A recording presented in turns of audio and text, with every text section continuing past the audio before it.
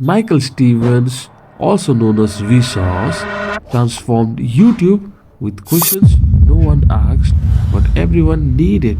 From what if the earth was flat to unraveling paradoxes, he hooks millions by blending curiosity, science, and philosophy.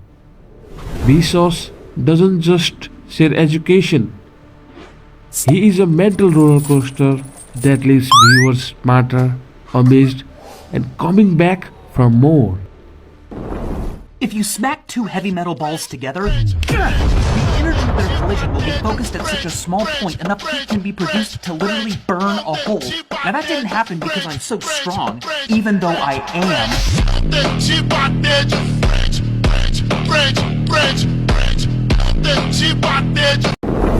Vsauce mastered the pivot, starting simple, then hitting but wait to shatter assumptions.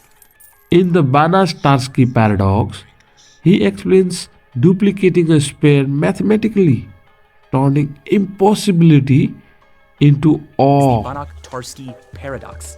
It proves that there is in fact a way to take an object and separate it into 5 different pieces.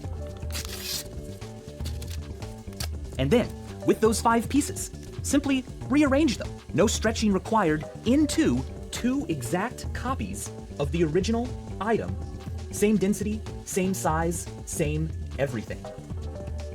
Seriously. His how to count past infinity flips finite numbers into endless infinites, proving critics wrong. Michael dives into rabbit holes like how much does a shadow weigh or infinite regressions, fueling self-taught science.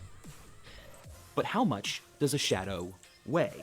It might sound like a silly question, because it is. I mean, a shadow cannot be put on a scale and weighed, but the material that it falls on top of can be weighed. And we know that light has energy. In fact, when light encounters an object, it pushes that object just a little bit. On the surface of Earth, when sunlight is hitting it, every square inch is being pushed with a force of about a billionth of a pound, which is basically nothing. From 2010's quirky bingo series to philosophical deep dives like the Zipf mystery. About 6% of everything you say and read and write is the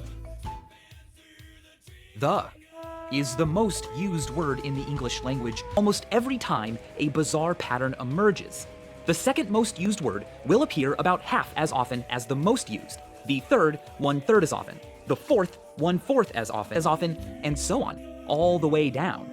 Seriously, for some reason, the amount of times a word is used is just proportional to 1 over its rank. Word frequency and ranking on a log-log graph follow a nice straight line, a power law. This phenomenon is called Zipf's law. And it doesn't only apply to English. It also applies to other languages like, well, all of them. Vsauce evolved through mind experiments, and Vsauce often makes videos and shorts on interesting and very fun puzzles. Each piece of our new puzzle is 8 million years long. It tells the story of life on Earth in a circle, except it doesn't connect after a cycle. Instead, you have to go on top. We call it a helix puzzle. Each new layer covers the deeper fossil layer below. Now, if you want to see them all at once, just give your ancestors the screw of life. With the special stand we made, you can display and solve the puzzle on. It's also a pin cup. Anyway, from what I can tell, what I have here is based on a discovery made by Arthur Harold Stone. It's not a squared square, it's a squared rectangle, 77 by 76. It's simple, the only rectangle these squares make is the one they make all together, and it's also perfect. They're all different, which, by the way, is what Annie-So means. It means opposite of Gilmore Girls is lungless boys. People also love Vsauce for his awesome space topics. In fact, he has made a playlist of videos dedicated to only space and cosmos related videos.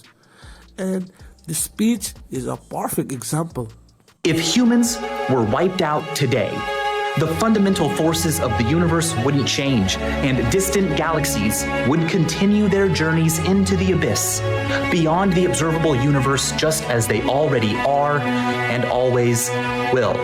What good is life to the universe? Perhaps it has none. But we are possibly its greatest and only hope to find out. We may not treat life as well as we could, but whatever this darned life thing is, keeping it around might very well be up to us. We owe it at least that much. And as always, thanks for watching.